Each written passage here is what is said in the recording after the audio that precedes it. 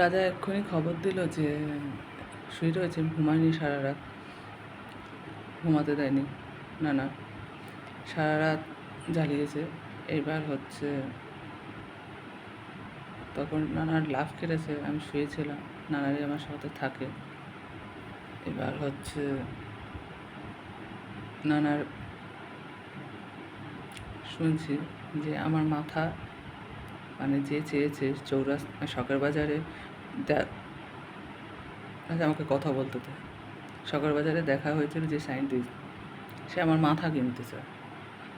তাকে বলি, আমার মাথাটা কি আপনার গাড়ের তলায় দেবেন, না পিচির তলায় দেবেন, না আপনার বইয়ের গুদের তলায় দেবেন? কোন তলায় দেবেন আমি জানি না, কারণ আপনি যেমন খানকির বাচ্চা, সেই জন্য আপনাকে বলছি। লোককে দিয়ে আমার মাথা কিনতে চাইছে তো, খানকির ছেলে।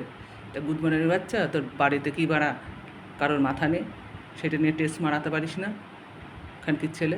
টাকার জন্য বাড়া রাজাকে তুই বাড়া হ্যাকার করেছিস, গুদমারানি খানকি, সরে বাচ্চা, রেন্ডি চুদি বাচ্চা।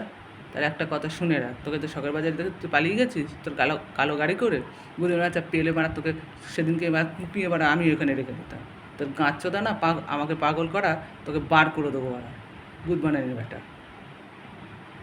আর একটা কথা শুনে রাখ রেন্ডিচ্চোদা, তুই কোন চারে সাইন্টিস্ট আছিস আমি জানি না, রাজার সঙ্গে তো মিশে আছিস সেটাও আমি জানি। আর দ্বিতীয় কথা শুনে রাখ, আমি ভাবি না, চিন্তা করি না, আর মনে করছি ইয়ে করি না। তার কারণ হচ্ছে এটা আমি ছোটোবেলার থেকেই আমার অভ্যাস আছে। আর আমি বেশি চিন্তা ভাবনা করলে আমার মাথা যন্ত্রণা করে, ওই জন্য ভাবি না। হয়তো একটুখানি ভাবলাম, তারপর আর ভাবি না। আর যেহেতু রাজা আমায় ধরেছে, মাইন্ড আমার ঘুরিয়ে পাগল করে দেবে, সেই কারণে আমি কিছু ভাবি না আর মনে করি না। বুঝলি গুদমারানির বাচ্চা? তুই ওটা পাবি কোথা থেকে? তোর মায়ের গাড়ির চোদে গুদমারানি খানকি।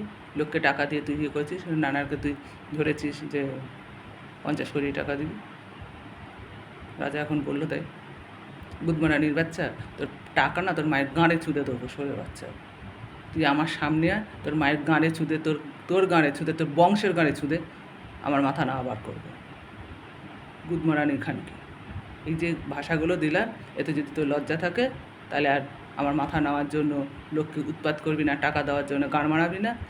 আর যদি না লজ্জায় থাকে, তাহলে এই কাজ করবি। কেন বলতো?